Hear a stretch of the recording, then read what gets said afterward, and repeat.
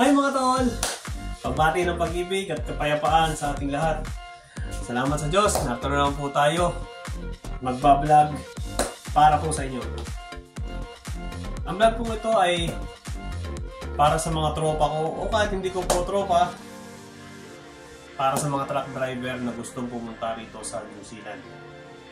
May nabasa po kasi ako kanina na post kahapon ng aking employer dito sa New Zealand dati, which is yung manpower supply dito sa New Zealand na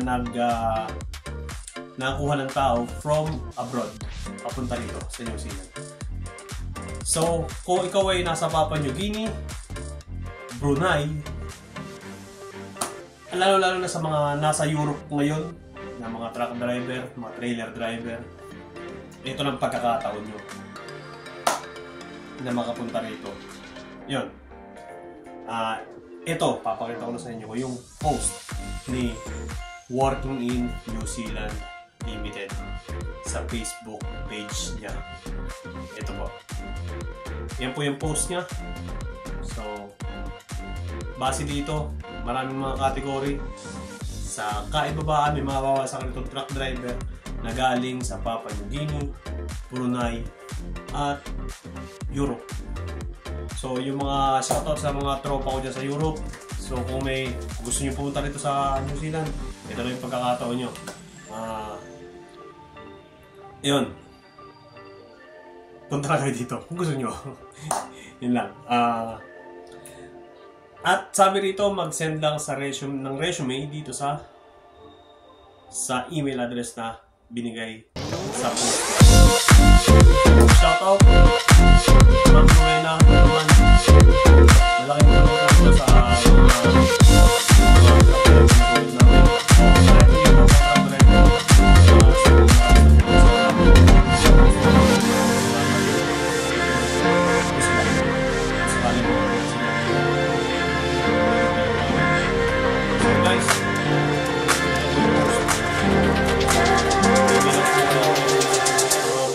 legit po yan si ma'am.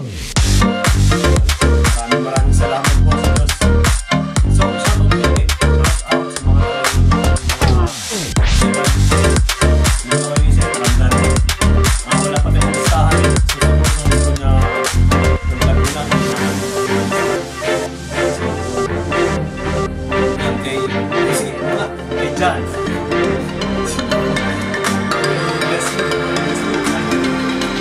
Makakalimutan ako. May magtatanong. Kay Oliver. Kay Pedro po. Kay Nicky. Kay Pinso. Ako, Nicky. Ito po pangalan ko. Kasi isa ka na to. Kasi yung mga Nicky. Solo set. Pati dyan may mga tracker. Salamat sa Diyos. Nakilala ko siya dahil sa vlog niya.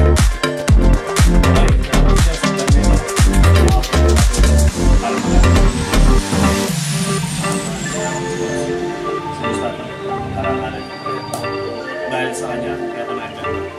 Maraming salamat po. See you next.